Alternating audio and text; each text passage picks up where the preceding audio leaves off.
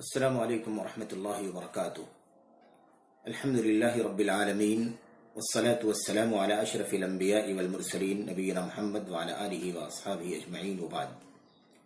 برادران اسلام،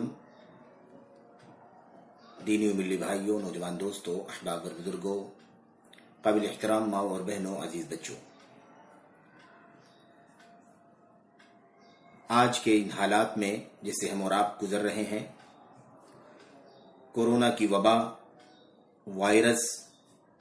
اس کے نتیجے میں لاک ڈاؤن اور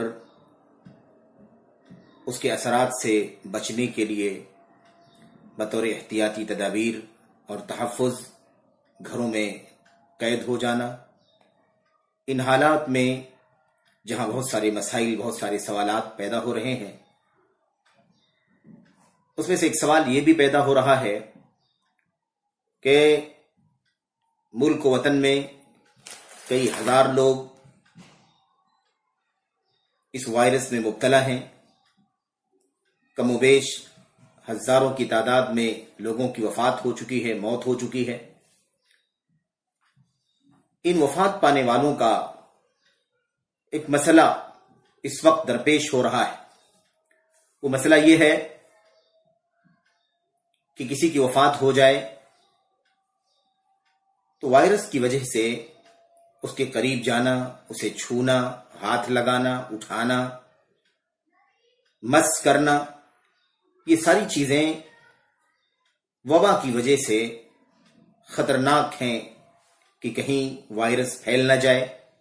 ادھر سے ادھر بیماری متعدی نہ ہو جائے،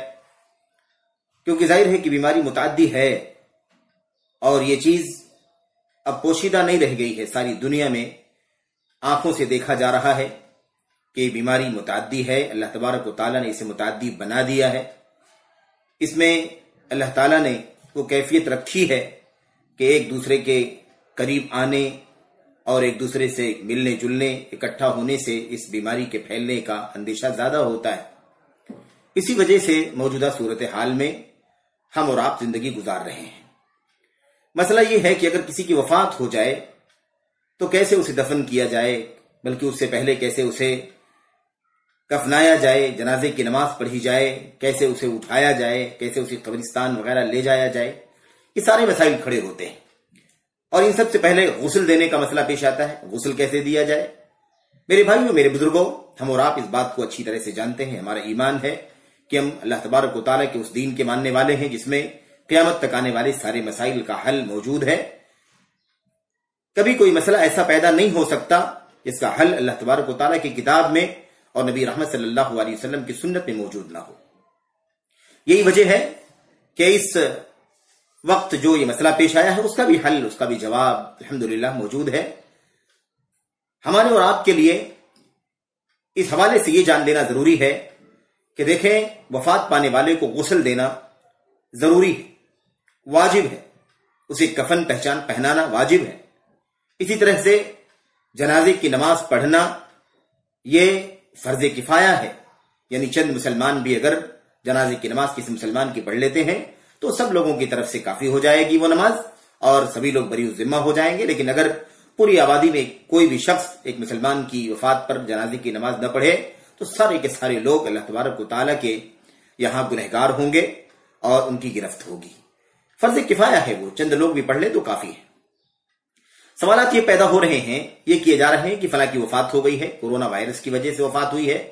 اور ایسی صورت میں اب اس کے قریب جانا، اسے چھونا اٹھانا مشکل ہے، بھلا بتایا جائے کہ کیسے اسے غسل دیا جائے، کیسے اسے کفنایا جائے، کیسے اس کی جنازے کی نماز پڑھی جائے اور کیسے اس کی تدفین عمل میں آئے۔ دیکھیں، جب مشکلات بڑھ جاتی ہیں تو اللہ تبارک و تعالیٰ کے دین میں اس کا حل آ جاتا ہے اور آسانیاں پیدا ہو جاتی ہیں۔ میرے بھائیوں، میرے بزرگوں، اللہ کے نبی علیہ السلام نے اپنی بیٹی حضرت زینب رضی اللہ تعالی عنہ کی وفات کے موقع پر انہیں غسل دینے والیوں سے فرمایا تھا،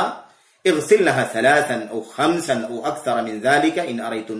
رأيتن ذلك، اسے 3 مرتبہ نہلاؤ، 5 مرتبہ نہلاؤ، اس سے زیادہ کی ضرورت اگر محسوس کرو تو اس سے زیادہ بھی مرتبہ نہلاؤ، پانی ڈالو۔ اللہ کے نبی علیہ السلام نے غسل دینے کے بارے میں حکم دیا، غسل دو، اغسلنها، اسے نہلاؤ، غسل دو۔ غسل دینا واجب ہے، غسل دینا ہی چاہیے۔ इसी तरीके से कफन पहनाने के बारे में अल्लाह के नबी ने फरमाया था, एक शख्स की वफात हुई, ऊंटनी से गिर पड़ा, अल्लाह के नबी ने फरमाया कफिनुहु फी सौबैह, इसे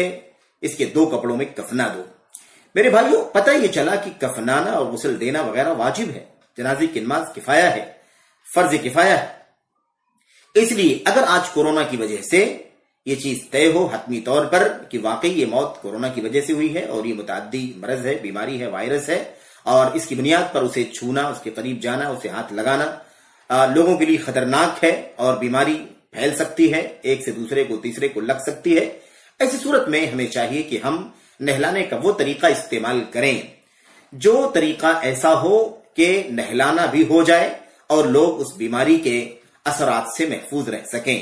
मिसाल के तौर पर उसे पानी बहाया जाए उसके ऊपर,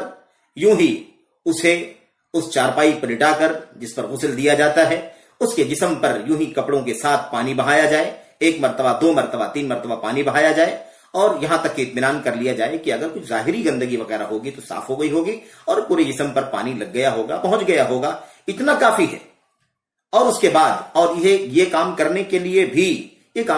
भी जो मुर्दे को हाथ लगाना वगैरह पड़ता है, उसके लिए आदमी को चाहिए कि तहफ्फुजात का इस्तेमाल करे। मिसाल के तौर पर ग्लव्स वगैरह इस्तेमाल करे या और भी कुछ ऐसे वसाइल जो मैसर हों उसका इस्तेमाल करके हाथों में पहन करके इंसान उसको उठाए और उसे जरूरत के मुताबिक इधर उधर करे। ये तमाम चीजें तहफ्फुज और एहतियात की बुनियाद पर इस्तेमाल करते हुए उसके जिस्म पर यूं ही पाइप के जरिए से या बर्तनों के जरिए से पानी बहा दिया जाए, इतना काफी है। और उसके बाद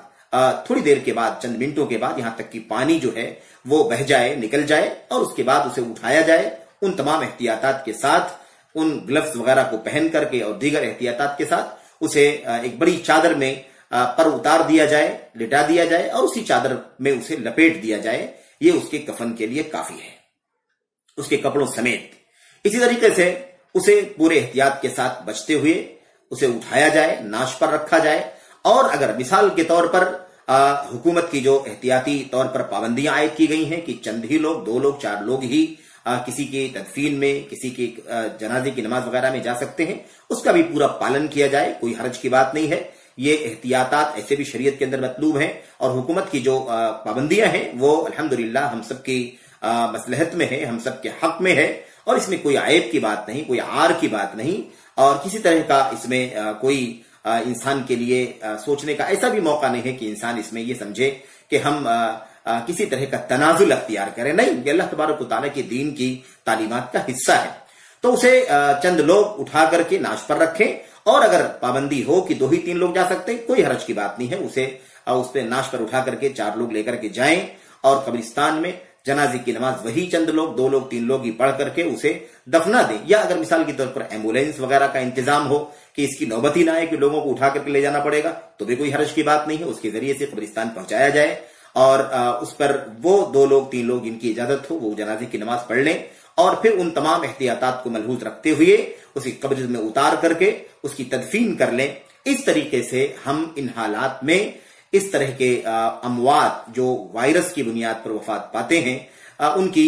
जनाजे की उन्हें गुस्ल देना, जनाजे की नमाज पढ़ना, कफनाना, जनाजे की नमाज पढ़ना और ऐसे ही तदफीन वगैरह करना, ये सारे काम हम इंशाअल्लाह तबारक व तआला अंजाम दे सकते हैं। इसमें कोई हरज की बात नहीं है। अल्लाह तबारक व तआला के कलाम में, अल्लाह के नबी के फरमान में ये तालीम हमें दी गई है कि अल्लाह तबारक व तआला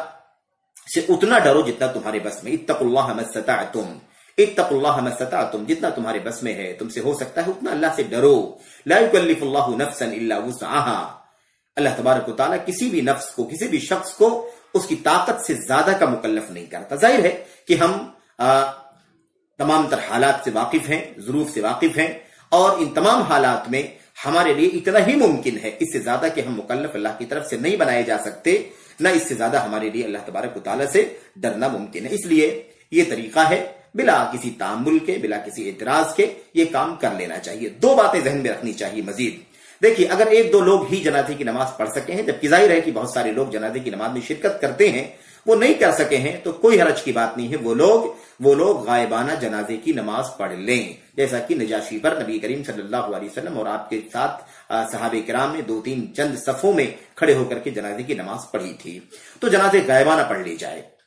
वैसे भी जो 2-3 लोगों ने जनाजे की नमाज पढ़ी है उतना भी काफी है, लेकिन और भी लोग अगर पढ़ना चाहते हैं तो पढ़ सकते हैं, क्योंकि एक नाजुक सूरत हाल की वजह से